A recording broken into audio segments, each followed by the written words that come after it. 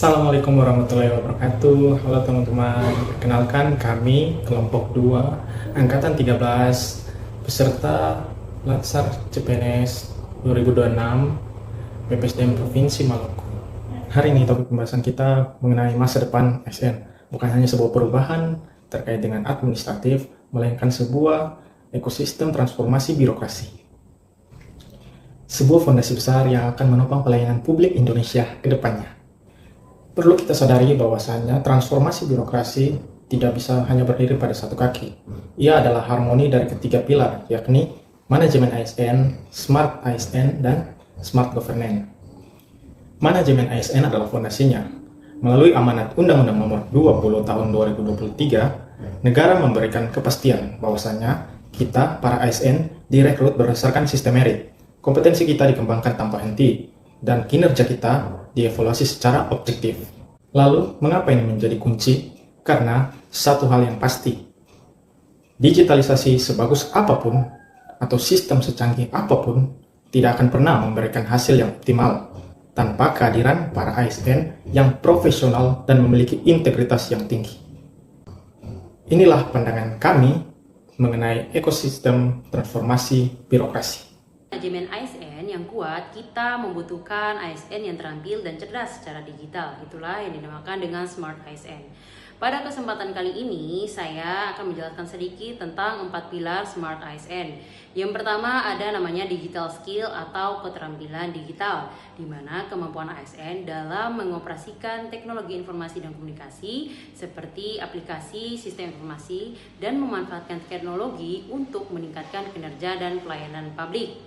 Yang kedua namanya digital culture atau budaya digital, di mana sikap dan kebiasaan ASN dalam bekerja secara digital seperti kolaboratif, adaptif terhadap perubahan, serta menjadikan teknologi sebagai bagian dari budaya kerja sehari-hari.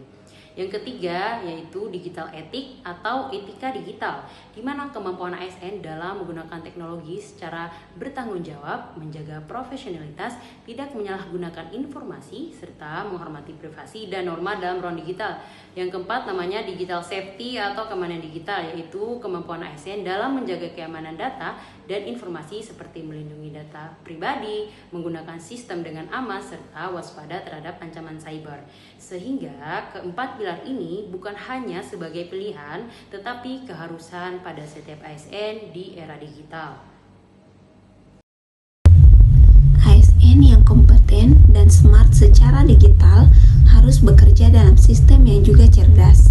Inilah peran Smart Governance. Smart Governance adalah tata kelola pemerintahan yang memanfaatkan teknologi informasi atau yang kita kenal sebagai sistem pemerintahan berbasis elektronik. Tujuannya untuk menghadirkan layanan publik yang lebih cepat, transparan, inklusif, dan juga efisien. Smart governance juga berarti bahwa pengambilan keputusan berbasis data dan bukan asumsi. Pemerintah yang lincah, yang bisa bergerak cepat, merespon kebutuhan masyarakat yang terus berubah. Inilah wajah birokrasi masa depan yang kita cita-citakan bersama. Manajemen ASN, Smart ASN, dan Smart Government merupakan hal yang tidak bisa berdiri sendiri. Ketiganya merupakan satu kesatuan, satu ekosistem di mana manajemen ASN menyediakan sumber daya manusianya, sedangkan Smart ASN di mana ASN tersebut dibekali dengan kemampuan digital, dan Smart Government tempat di mana menyediakan sistem atau platform untuk keduanya beroperasi. Hilang salah satu dari ketiga tersebut tidak dijalankan, maka ekosistem tersebut tidak berjalan dengan sempurna. Sebagai CPNS yang baru bertugas di Dinas Perpustakaan dan Kearsipan Kabupaten Seram bagian Timur, saya melihat langsung bahwa masih banyak tantangan-tantangan yang dihadapi, seperti proses pengklasifikasian buku dan juga pengarsipan arsip-arsip yang masih secara manual. Bagaimana sumber daya manusia seperti arsiparis dan pustakawan masih kurang. dan juga perlu ditingkatkannya kompetensi digital. Kami berharap bahwa dengan adanya transformasi birokrasi ini akan benar-benar terwujud, bukan hanya sekedar di atas kertas saja, akan tetapi nyata dan dirasakan oleh masyarakat. Kami juga berkomitmen untuk berkontribusi. Upaya-upaya yang akan kami lakukan adalah yang pertama, bagaimana meningkatkan kompetensi digital kami secara mandiri melalui pelatihan-pelatihan. Yang kedua yaitu mendorong digitalisasi proses layanan di unit kerja kami masing-masing. Dan yang ketiga adalah sebagai agen perubahan.